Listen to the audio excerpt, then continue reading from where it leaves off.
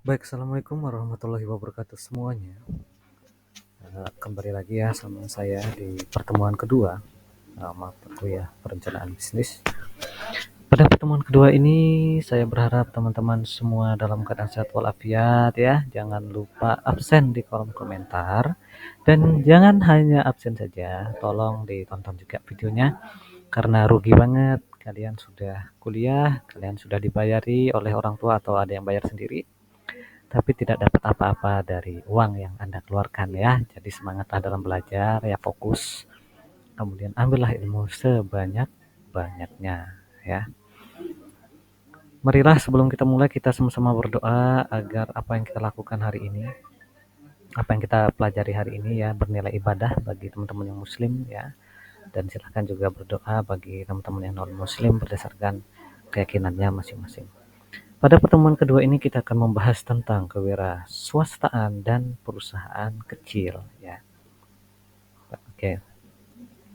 Wira swastawan itu adalah orang yang pandai atau memiliki bakat mengenai produk baru, menentukan cara produksi baru, menyusun operasi untuk pengadaan produk baru, memasarkannya, serta mengatur permodalan operasi atau lebih singkatnya adalah orang yang membuka lapangan pekerjaannya sendiri ya.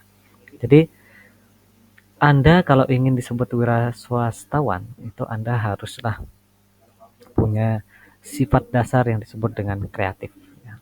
Jadi kreatif, produk apa yang ingin saya buka atau ingin saya ciptakan, produk baru apa, bisa mencontek dari produk lama kemudian ditambahkan inovasi juga bisa ya, itu juga disebut dengan produk baru. Kemudian bagaimana cara saya memproduksinya, tentu beda produk maka cara produksinya juga akan berbeda. Kemudian menyusun operasi untuk pengadaan produk baru itu bagaimana, itu Anda harus temukan juga. Memasarkannya bagaimana yang paling efektif itu tergantung pada segmen pasar yang Anda incar ya. Kalau Anda ingin target pasarnya itu adalah anak muda, ya alangkah baiknya memang memasarkannya secara masif melalui sosial media, karena anak muda kan seneng banget tuh buka-buka sosial media. Nah, promosi di sosial media saya rasa adalah strategi yang cukup jitu jika sasarannya memang anak muda begitu ya. Kemudian lain-lain. Nah, jadi Anda itu harus kreatif. Anda harus memikirkan berbagai macam hal ya untuk menjadi seorang wira swastawan yang hebat, yang membuat lapangan pekerjaannya sendiri. Ya. Seperti itu. Kemudian ada unsur-unsur penting seorang wira swasta nih. Satu adalah kemampuan dalam membuka, mencari, menciptakan dan menggunakan peluang usaha. Nah, jadi bagaimana dia bisa melihat dan menilai suatu peluang. Ya. Ada sekarang misalnya tren orang-orang lagi suka sama uh, orang-orang lagi suka sama Korea misalnya ya. Kalau dulu kan di zaman kakek nenek saya ya, itu kiblat hiburan di tanah air itu ya Bollywood ya. Kalau nggak tahu Bollywood, Bollywood itu pelesetan dari Hollywood ya. Jadi orang barat kan bikin Hollywood, kemudian orang India membuat pelesetan yang disebut dengan Bollywood. Pelesetannya berhasil tidak?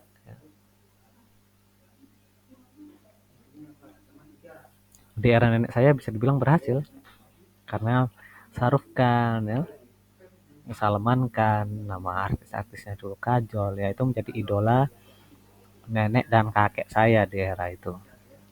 Jadi orang di zaman itu ya, misalnya dia bangun rumah atau misalnya dia mencari referensi terkait dengan hiasan rumah dan lain sebagainya, itu referensinya Bollywood banget gitu ya. Jadi di zaman itu kalau mau berwira swasta ya harus berkiblat pada yang namanya industri hiburan Bollywood seperti itu. Nah, itu peluangnya memang ada di sana. Sekarang ya, misalnya sekarang peralihannya sudah ke Korea Selatan misalnya. Saya tidak tahu kalau ada yang suka Korea Utara juga ya. Misalnya sukanya Korea Selatan, maka kita harus mencoba membuka, mencari, menciptakan dan menggunakan peluang itu yang ada dengan cara mungkin membuka street food atau mungkin membuka toko fashion yang berkiblat ke Korea atau mungkin membuka toko-toko elektronik ya yang berkiblat di Korea ya. Korea itu udah mulai maju. Produk mobilnya Hyundai ya macam-macam, kemudian Samsung dan lain sebagainya. Kalau tidak salah itu adalah punya Korea ya yang sudah mendunia ya. Tolong dikoreksi kalau saya salah ya. Nah, begitu. Atau bisa juga nih, saya melihat peluang orang-orang mau priwet itu di Korea, tapi ke Koreanya sulit ya. Jadi pengen gaya Korea tapi dana terbatas misalnya. Bisa saja ya saya mencari spot foto di Lombok atau di Indonesia mana yang bisa vibes-nya ala-ala Korea. Sekarang kan banyak tuh di Jakarta ada yang vibes-nya ala-ala Eropa. Ada juga yang vibes-nya ala-ala Jepang di Yogyakarta kalau tidak salah ya. Nah, jadi tinggal diatur terkait dengan tone warnanya, kemudian eh, tempatnya itu harus dibuat ya dengan tulisan-tulisan Korea, mungkin tulisan-tulisan Jepang. Nah, jadi bisa disewakan untuk foto prewed. Misalnya kan sekarang anak muda kalau nikah kan rada nyentrik ya sekarang ya. Ada yang prewednya begini, begitu dan lain-lain ya. Nah, itu juga peluang sebenarnya, peluang yang bisa dimanfaatkan yang bersumber dari kecenderungan ya masyarakat Indonesia itu kepada suatu tren ya, atau suatu kiblat dari suatu hiburan nah, seperti itu ya. Kemudian kedua adalah kemampuan untuk menyatukan faktor-faktor produksi atau mengorganisasikan perusahaan secara efektif dan efisien. Jadi saya sudah punya konsep, saya sudah punya sesuatu yang ingin saya usahakan, saya sudah punya modal. Lalu bagaimana cara saya untuk mengatur, memanajemen ya, menyatukan antara konsep, gagasan, ide, uang, tenaga kerja dan lain sebagainya. Nah, jadi kemampuan Anda untuk memanajemen ini itulah yang bisa Anda dapatkan dengan cara berkuliah di jurusan manajemen, teman-teman ya. Jadi kalau orang yang tidak di jurusan manajemen ya dia akan kelabakan ya, bagaimana untuk mengatur hal-hal yang seperti ini, seperti itu ya. Kemudian yang ketiga adalah kemampuan dalam mengambil keputusan dan meminimalkan risiko. Jadi seorang wira swasta yang baik atau seorang manajer pemasaran yang baik, dia akan tahu keputusannya ini resikonya seperti apa. Ya. Kalau saya mau buka toko yang jualan uh, kosmetik Korea misalnya, apa resikonya? Resikonya adalah statement atau anggapan kekhawatiran apakah produk ini halal gitu. Nah, jadi Anda harus melakukan cost untuk menjamin nih produk yang Anda datangkan dari Korea, kosmetik ini, misalnya Anda datangkan dari Korea, itu bisa mendapatkan label halal dari Majelis Ulama Indonesia misalnya, sehingga non muslim maupun muslim bisa untuk memakai produk kosmetik Anda. Nah, jadi itu. Kalau Anda tidak mau keluarin kos untuk label halal, yo resikonya tinggi ya. Orang akan lebih milih yang halal. Maybelline misalnya atau Wardah misalnya ya, yang lain-lain gitu ya. Mungkin yang sudah diurus sertifikasi halalnya. Nah, itu menjadi beresiko ya. Kemudian yang terakhir adalah kemampuan untuk bersaing dengan pihak lain. Setelah Anda buka bisnis, sangat mustahil Anda tidak punya pesaing. Kecuali suatu negara yang menguasai bisnis yang memang dia atur sendiri. Misalnya kayak PLN gitu ya. PLN itu listrik, air, dan minyak itu dikuasai oleh negara. Artinya apa? Artinya tidak boleh ada pihak lain yang membuat PLN lagi. PLN dikuasai negara. Hanya saya yang boleh bikin usaha PLN, usaha listrik yang jualan listrik negara. Tidak boleh nih ada yang lain. Nah, itu tidak punya pesaing kalau itu namanya monopoli. Ya, monopoli. Kalau hanya sekedar kosmetik Korea atau makanan Korea atau bahkan kendaraan Korea dan lain-lain ya pasti punya pesaing. Ya, di awal-awal penjualan ya bisa aja rugi ya, karena kan belum dikenal produknya. Anda datangkan produk dari Korea misalnya, tidak terkenal ya, misalnya namanya kosmetik Hokjung misalnya namanya ya. Itu kan tidak dikenal sama orang sini. Apa itu kosmetik Hokjung? Kami tidak tahu gitu ya. Nah, kemudian Anda harus kerja keras bagaimana mengenalkan apa keunggulannya. Oh, kosmetik Hokjung ini bisa membuat muka Anda yang hitam menjadi putih dalam waktu 24 jam misalnya. Keunggulannya dijamin. Muka tidak putih, uang kembali. Nah, misalnya seperti itu. Kemudian orang-orang akan penasaran kan, wah ternyata kosmetik Hokjung ini gila juga ya, bisa bikin wajah putih dalam waktu 24 jam gitu ya. Gimana caranya? Beli, coba dulu ya kan, coba.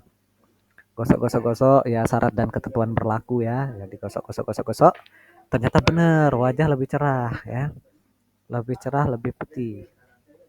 Besok pas selesai pakai make up Hokjung, pergi ke kampus ya, mantan nyesel gitu ya, mantan nyesel, oh, ngapain saya putusin dia, ternyata dia sudah tidak burik lagi wajahnya misalnya kayak gitu. Ada kepuasan yang muncul dari satu orang. Kemudian kalau misalnya dicoba 100 orang, 100 orang jadi cantik, ya 100 orang puas. Nah lama-lama kan dia akan cerita, tahu nggak kosmetik Hokjung punya Pak Miko misalnya. Dia datengin langsung dari Korea nih, wajah saya bisa mulus kimpling-kimpling gini ya karena kosmetiknya Pak Miko nih. Coba gitu kan, nyoba. Beli di Pak Miko lagi. Muka putih lagi ya. Nggak gebet anak pejabat, dah dapat tuh. Nah, misalnya kayak gitu. Jadi banyak wajah mahasiswa UBG yang jadi kimpling setelah Pak Miko jualan kosmetik Hokjung. Nah, berhasil dalam persaingan. Ya. Kita bisa bersaing melawan kosmetik-kosmetik indie. Indie itu artinya kosmetik-kosmetik yang masih kecil ya, dibuat sendiri misalnya. Atau kosmetik-kosmetik besar. Jadi butuh waktu, butuh proses di mana suatu produk baru itu diterima di pasar. Ya, Anda harus bisa meyakinkan konsumen dulu. Anda harus bisa membuat puas konsumen dulu. Baru kosmetik produk Anda akan diakui, akan dibicarakan, akan jadi trending topik dan lain sebagainya. Nah, seperti itu.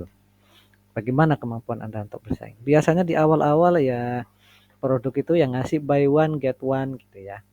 Biar kita coba, ya, kita coba dulu.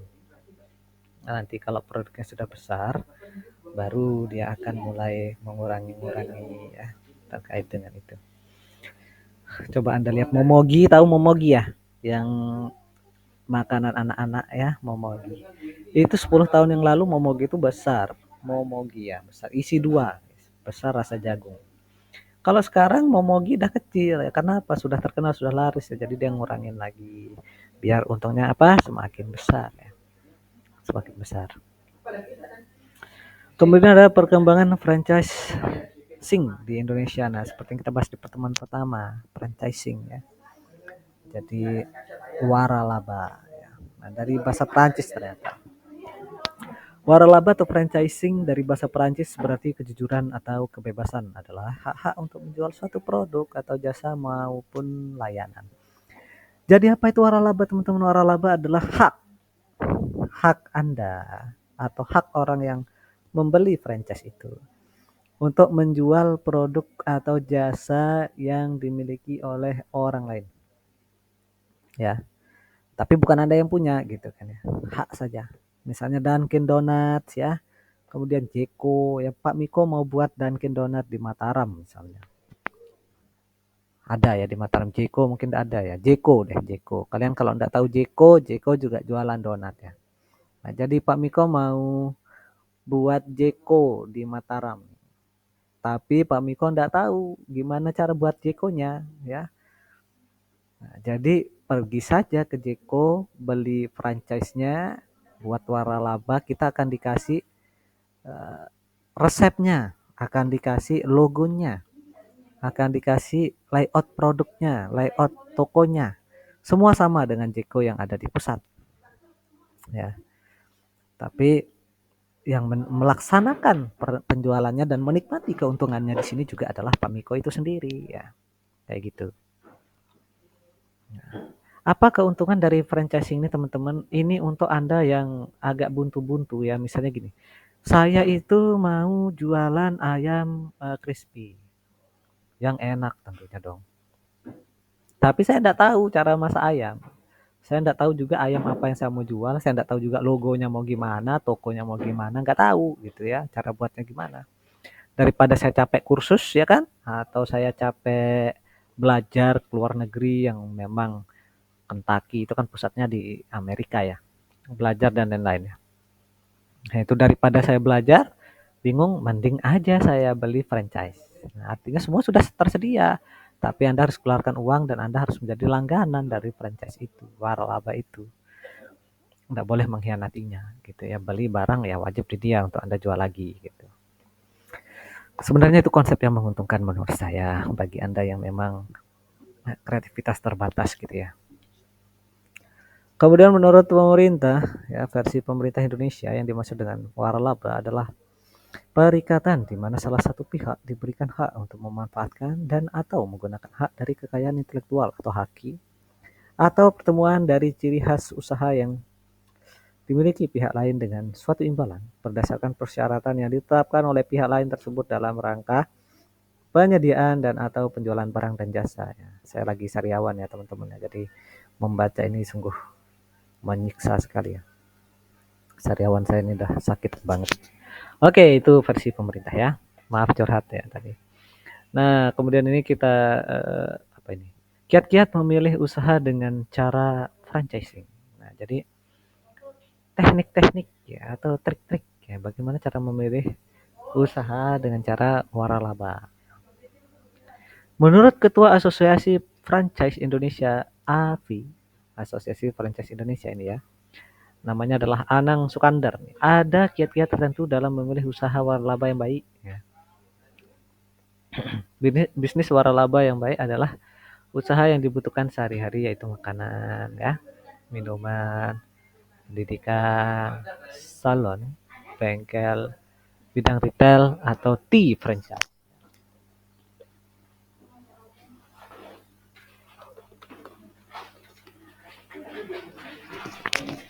Nah, jadi ini adalah hmm, bisnis ya, atau waralaba yang disarankan oleh Mas Anang Sukandar untuk dipilih, disarankan ya. Makanan ya, itu franchise-nya anti gagal menurut banyak orang karena KFC, McD, Jeko itu kan terkenal ya, pasti banyak yang suka, banyak yang mau makan ya.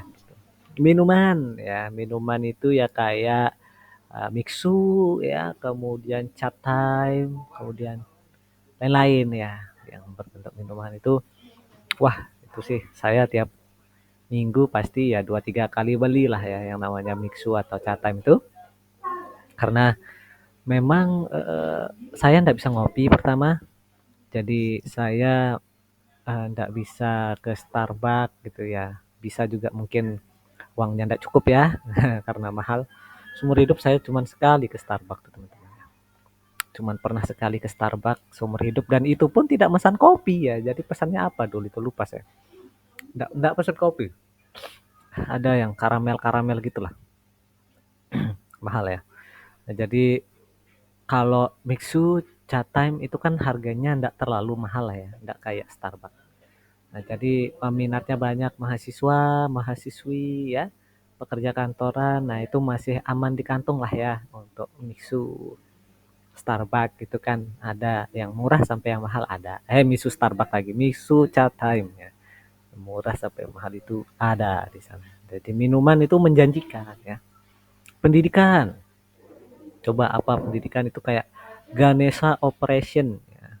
Untuk anak-anak adik-adik ya yang mau UN ya, atau apapun namanya saat ini ya, ujian nasional, ujian akhir ya, itu kan takut tuh ya kalau nggak lulus, wah nggak bisa kuliah saya apa. Jadi tolong bawa saya ke Ganesha Operation ya, karena dijamin nanti saya akan belajar baik, bagus, ada bocoran soal-soal UN yang paling kredibel gitu ya, sehingga bisa latihan ya. Nah, akhirnya lulus. Nah, harapannya kan begitu. Ganesha Operation itu ada di seluruh Indonesia ya sepertinya ya. Jadi ada di Mataram ada, di Jogja ada, Jakarta, apalagi Bandung, Surabaya semua ada. Nah, itu pendidikan ya. Salon, ya salon juga. Tapi kalau salon referensi saya agak sedikit ya karena saya tidak ke salon ya. Salon ya itu ada yang terkenal di Jogja itu. Iklannya di setiap sudut jalan. Itu ya. Apa yang namanya itu ya? Natasha mungkin namanya ya. Ya kalau enggak salah Natasha lah namanya ya. Kalau enggak salah nih. Kalau salah silahkan tulis di kolom komentar ya. Jadi Natasha. Nah, itu salon terkenal ya, berawal dari kota besar misalnya. Nah, kemudian saya mau buka di Lombok nih, gitu kan. Karena di Lombok kan cewek-ceweknya juga butuh dirawat ya. Nah, jadi buka di Lombok, nah itu franchise juga. Kita akan diberikan logo Natasianya, kemudian kita boleh memakai sosial media Natasha officialnya untuk iklan juga ya kan. Kalau ada promo-promo nih bisa kita pakai juga kan kita franchise ya kan. Saya dan kamu adalah satu gitu ya. Jadi bisa kayak gitu ya. Bengkel, nah kalau bengkel banyak ya karena hobi saya juga di otomotif ya. Bengkel itu ya contohnya adalah Planet Ban misalnya ya. Jadi di Jogja ada, di Lombok ada Planet Ban. Sebuah konsep franchise yang cukup fresh dan bagus ya. Jadi fokus untuk menjual ban. Loh Pak, kan jelek kalau bengkel cuman jualan ban saja ya harusnya kan ada oli, ada ini, ada itu ya. Tapi di Planet Ban semua ban ada ya. Kamu mau ban dual purpose yang artinya ban untuk tanah dan aspal ada. Ban tanah saja ada, ban aspal ada ya. Ban yang kalau motor kamu nikung sampai dengkul kamu gasur-gasur aspal tapi tidak jatuh atau biasa disebut dengan soft compound itu juga ada. Nah, jadi memang jualannya ban saja, tapi jenis yang dia jual itu yo macam-macam untuk segala kebutuhan. Untuk segala motor juga. Beat, Vario ya kan beda ban ya. Beat, Vario, NMAX, PCX ya mungkin sama NMAX sama PCX ya. CBR dan lain-lain ya banyak. Jadi ban saja kami jual Pak, tapi untuk semua motor dan untuk semua jenis kebutuhan. Untuk balapan, untuk ke sawah misalnya, untuk kuliah ada ya. Dari segala jenis ban ada.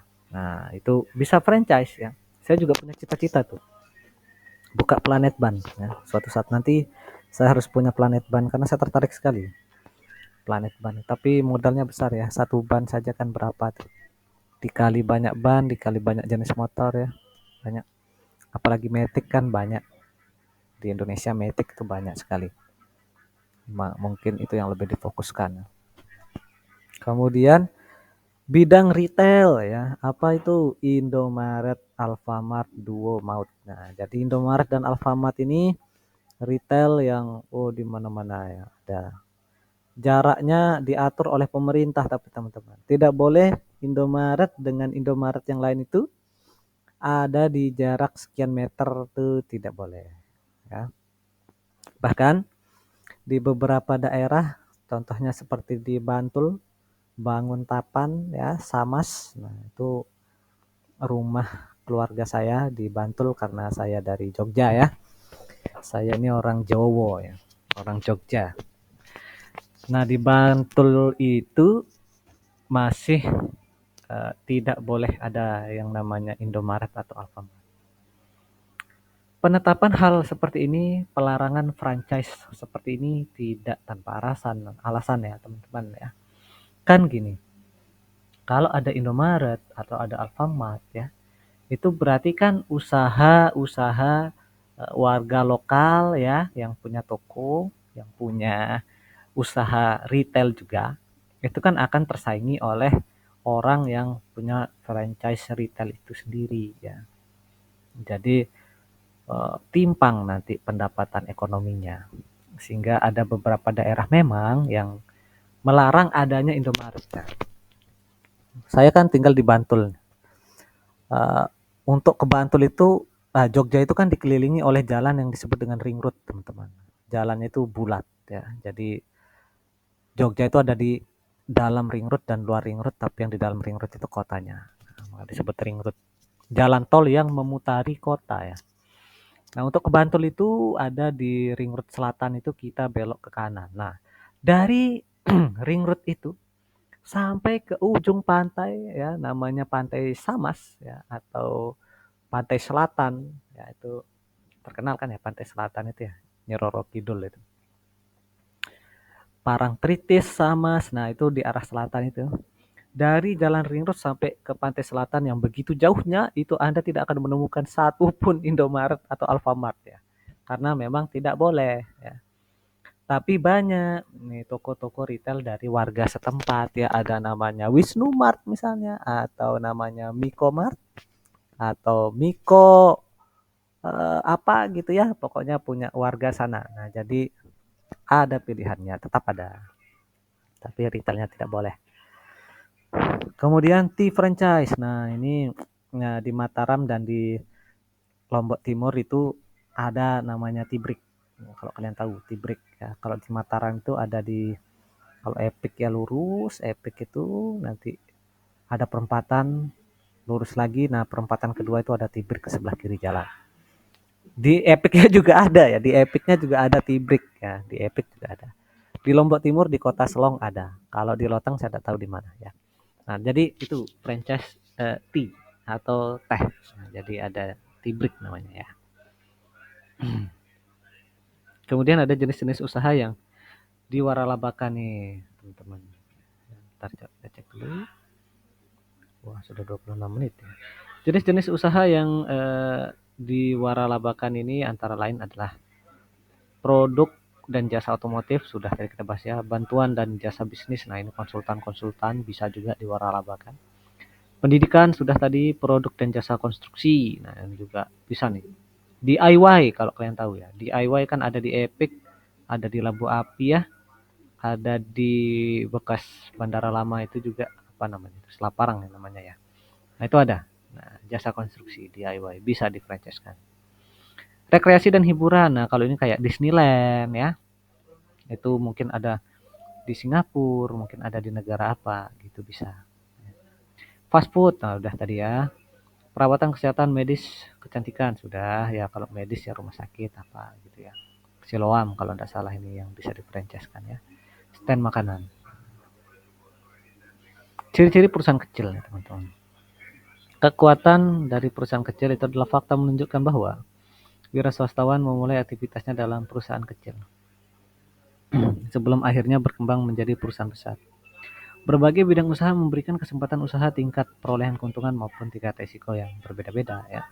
Kekuatan perusahaan kecil terutama terletak pada kebebasannya untuk bertindak dan menyesuaikan diri dengan kebutuhannya setempat ya. Jadi perusahaan kecil itu dia bebas untuk bertindak dan menyesuaikan diri dengan daerahnya. Ada daerah yang banyak pertaniannya misalnya, jadi perusahaannya itu menjual alat-alat pertanian, pupuk-pupuk, boleh menyesuaikan diri ya kan. Kemudian ada perusahaan kecil yang berdiri misalnya di jalan pendidikan yang isinya sekolah-sekolah, bisa menjual peralatan-peralatan sekolah ya. Jadi bisa bebas menyesuaikan diri. Lalu apa keuntungannya? Keuntungannya adalah kebebasan dalam bertindak mengacu pada fleksibilitas perusahaan dan kecepatannya dalam mengantisipasi perubahan tuntutan pasar ya.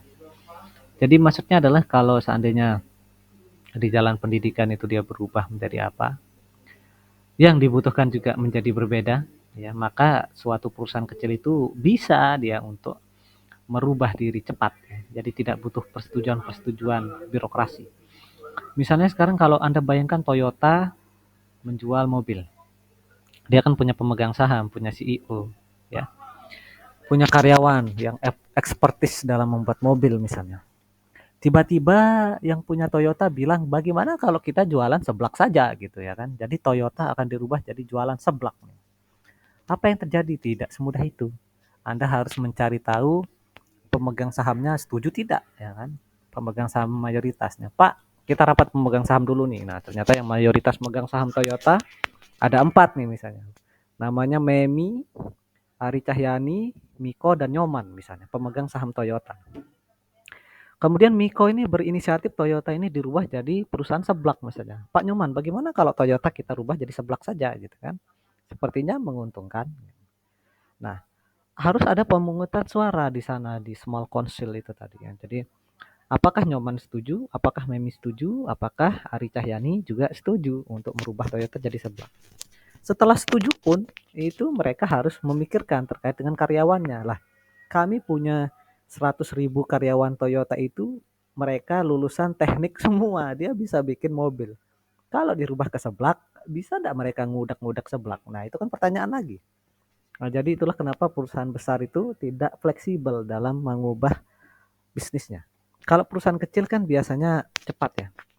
Ada yang kemarin sewa rental PS di samping Taman Sangkareang. Nah, ada sewa PS 4 samping Taman Sangkareang. Itu tahun lalu. Tadi malam saya lewat, sudah jadi Korean street food. Jadi dari rental PS jadi Korean street food itu kan benar-benar sesuatu yang tidak ada hubungannya sama sekali ya. Tapi dia membanting setir karena dia perusahaan kecil ya. Jadi itu keuntungannya ya. Wah, ternyata rental PS di Sangkareang ini tidak menguntungkan ya karena orang ke Sangkareang itu kan ya olahraga mungkin ya, jalan-jalan, sewa sepeda, haus, lapar ya. Bukan habis lari-lari malah main PS ya kan. Enggak gitu. Sehingga yang punya mungkin mikir, gimana kalau rental PS ini kita ganti dengan Korean street food. Ya saya juga cukup terkejut ya melihat, wah kok malah jadi jualan makanan sekarang padahal di sini rental PS dulunya gitu ya. Nah, jadi itu keuntungannya. Ya, jadi mudah untuk berubah. Hal ini lebih dimungkinkan pada perusahaan kecil karena ruang lingkup pelayanannya relatif kecil ya, sehingga penyesuaian terhadap adopsi teknologi yang sesuai dengan kebutuhan pasar dapat dilaksanakan dengan cepat ya. Jadi ya gampang lah untuk berubah karena yang dirubah lingkup pelayanannya kan kecil ya. Tidak ratusan ribu begitu ya. Tapi di balik keuntungan atau kelebihan pasti juga ada suatu kelemahan ya. Perusahaan dengan ukuran apa saja, besar, sedang maupun kecil, selalu mengandung resiko di samping keuntungannya nih teman-teman. Perusahaan kecil lebih mudah terpengaruh oleh perubahan situasi, perubahan ekonomi, persaingan, dan lokasi yang buruk. Kelemahan perusahaan kecil yang terutama adalah modal dan jaminan pekerjaan bagi karyawannya. Ya tidak bisa dipungkiri bahwa modal perusahaan kecil yang namanya juga perusahaan kecil pasti kecil ya. Dan banyak karyawannya yang menjadi batu lompatan saja karena ya gajinya mungkin 1 juta ya. Ya mereka pasti ingin kehidupannya lebih baik.